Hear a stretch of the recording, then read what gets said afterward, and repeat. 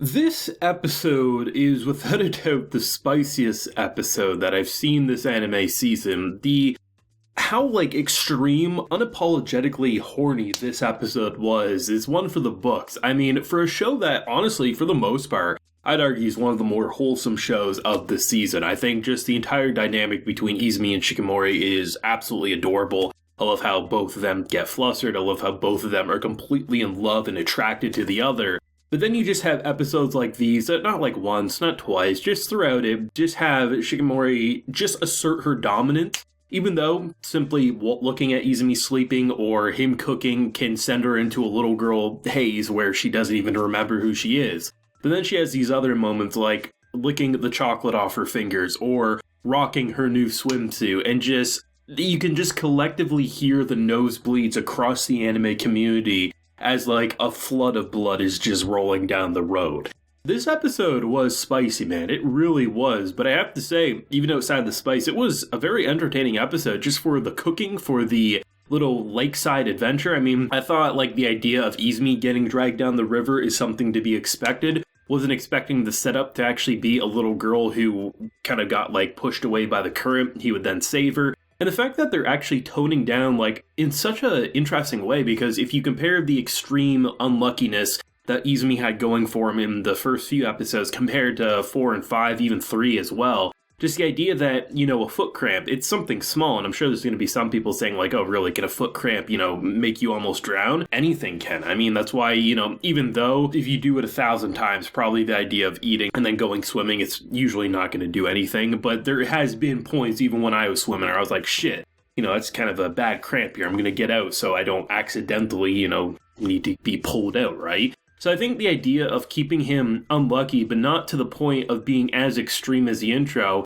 is probably for the best. Because even though I enjoyed the extreme unluckiness, you can see how it could get boring, right? I mean, just look at him being able to cook. Amazing cook. Shikimori, not so much, but I think after what he got to witness in terms of the spice, the inability to cook is something that's not going to be too much of a hindrance. It wasn't to begin with. Add in the sexiness and he's going to be a-okay with her inability to cook. But I love the idea that, they all overreact because he's holding a knife. And given what they've experienced, the fact that them just going to the beach or the river or anything is usually going to have a storm, a tsunami behind them. So the fact that they got a sunny day was actually surprising. So for him to want to cut the onion and things, I mean, I was right there with him. I knew he wasn't going to lose a finger, but given the extreme 2 times Truck-kun's tried to isekai him, a signs almost fell on him and crippled him. So, I mean, a finger, a cut, it was to be expected, and he didn't. He was completely fine. Apparently, he's a great cook, and he does it all the time. So the fact that he is unnaturally unlucky, but he isn't useless, right?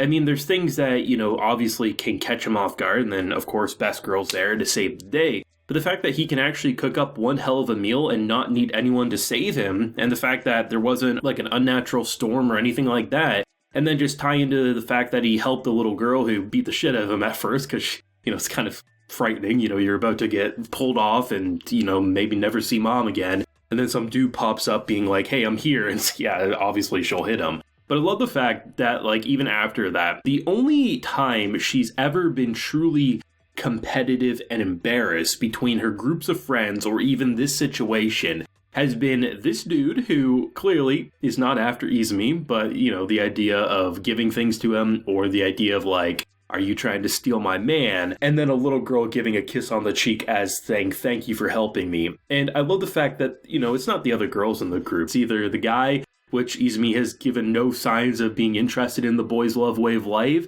and a little girl who isn't going to be competitive for another 18 years, right? Absolutely love the fact that, she doesn't distrust her friend group, but, the only time she actually gives a slight bit of drama is to the one person she 100% never will have to worry about. But I love the fact that they actually use that for the ice cream bit, because this is another one of the spiciest moments. Goddamn, the deep throating of the ice cream was, spicy enough just to see, what she was building up into, and then her getting super embarrassed by Izumi eating her ice cream, and that can be taken in more than one ways, don't get me wrong. And then this man comes in and literally takes every bit of I don't know, it's probably that big, give or take, and all that's left is the cone. And don't get me wrong, the cone on the ice cream's great, but this man was an asshole, and I love the fact that She then steals his, and then it's just this big competitive thing. But it was great. I mean, it was a fun cooking episode, because I love when anime, either if we're like in the gardening sections, like we're in farmlands and stuff, and the way they detail it to make it look almost super hyper realistic, but it just looks so beautiful. And in the case of cooking, just the grilled kebabs and everything, it just looked delicious. Like, watching this episode made me hungry. Like, just the food looked fantastic. And I love how the skewers, right? You know, you had the bell peppers, you had the onions, and, you know, the meats and everything. They just are having a grand old time. And I think one of the funnier moments, which probably wasn't supposed to be funny, but I love the fact that they're making all these really cool dishes. And then Izumi's just worried that they may not like the s'mores. Like, my man, you can be the worst cook in the world. You can't mess up a s'mores. The only way it is if you're using stale food. Like, that's the only way it's going to mess up. But leave it to Izumi to still be blown away by the fact that they like the most basic of dishes. And don't get me wrong, s'mores are fantastic, but I mean, there's other things you were cooking that were probably, more worthy of praise. But I did like that kind of cooking scene with Shikimori, because she looked like she knew what she was doing, but apparently the spice mix was just the spice to food ratio was obviously a little off, but leave it to Izumi to still want to eat it. My man, I understand where you're going with it, but trust me, you guys are in a great committed relationship here.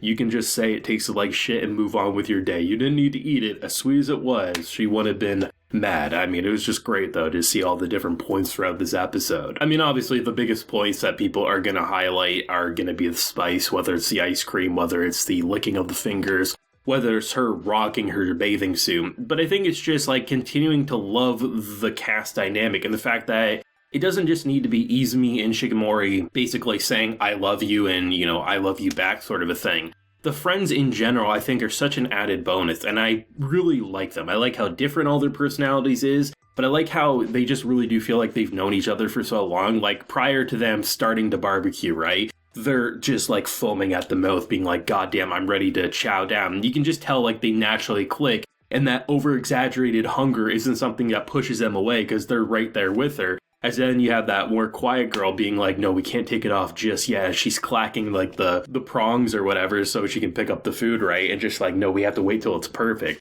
They just click so well. It's not even just like the main couple is fantastic. It's that the friends in general are fantastic. And then you have like that super dominant scene where, she initially falls asleep on Izumi and then Izumi falls asleep on his butt over there. And then she just grabs his head and puts it on her shoulder being like, no, it's mine. I love this show. It's wholesome, it's horny, it's a little bit of everything, but goddamn, Shikimori is a great, great show, even if she isn't a great cook. Thoughts, if you have any, whether you're a fan of the source material or if you're anime original like myself, what do you think? What do you hope to see maybe in future episodes now that we are breaking way more from just the school-like setting? Let me know down below, leave a like if you enjoyed, and subscribe if you're new around here. Till next time, everyone, please take care and have a good one.